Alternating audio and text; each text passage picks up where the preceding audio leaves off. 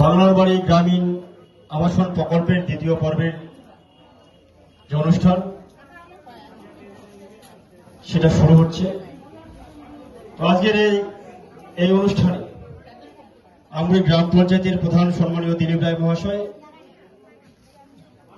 যার নেতৃত্বে আজকে অনুষ্ঠানটা পরিচালিত হচ্ছে, গ্রাম পঞ্চায়েতের সমস্ত আধিকারিকবৃন্দ এবং গ্রাম পঞ্চায়েতের পঞ্চায়েত সদস্য এবং সদস্যা প্রত্যেকে এখানে উপস্থিত, বিশিষ্ট সমাজসেবী শশীভূষণ রায়, গণেশচন্দ্র রায় এবং সর্বোপরি আমগুড়ি অঞ্চলাধীন যে সমস্ত উপভোক্তা এই বাংলার বাড়ি আবাসনের প্রকল্পের টাকা আপনারা পাবেন, আজকে যার শংসাপত্র আপনারা হাতে পাবেন, প্রত্যেককে আমার অন্তরের অন্তঃস্থল থেকে সেলাম, শ্রদ্ধা, নমস্কার জানিয়ে আজকের এই প্রোগ্রামের অল্প দুটো কথা আলোচনা করবার জন্য আমি চেষ্টা করছি।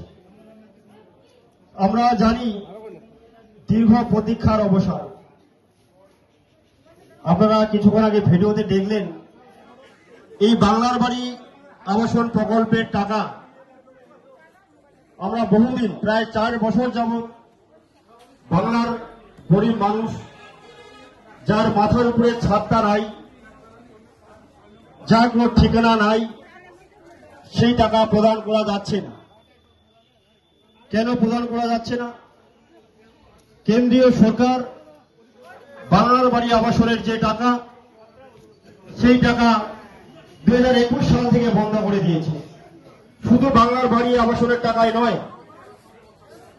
আমাদের গ্রামে গঞ্জের রাস্তা নির্মাণের যে টাকা, 100 দিনের যে টাকা, যে 100 দিনের কাজের মাধ্যমে আমাদের গ্রামের মানুষ অনেকটা উপকৃত হয়, সেই টাকা কেন্দ্র সরকার বন্ধ করে দিয়েছে।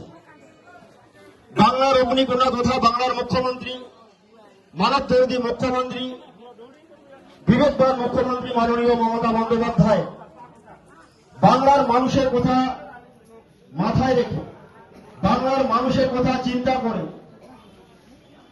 আজকে তার অবসর হচ্ছে। কেন্দ্রের টাকা না দিলেও মাননীয় মুখ্যমন্ত্রী গ্রামের যারা গরিব মানুষ, যারা উপযুক্ত আবাসন পাওয়ার যোগ্য,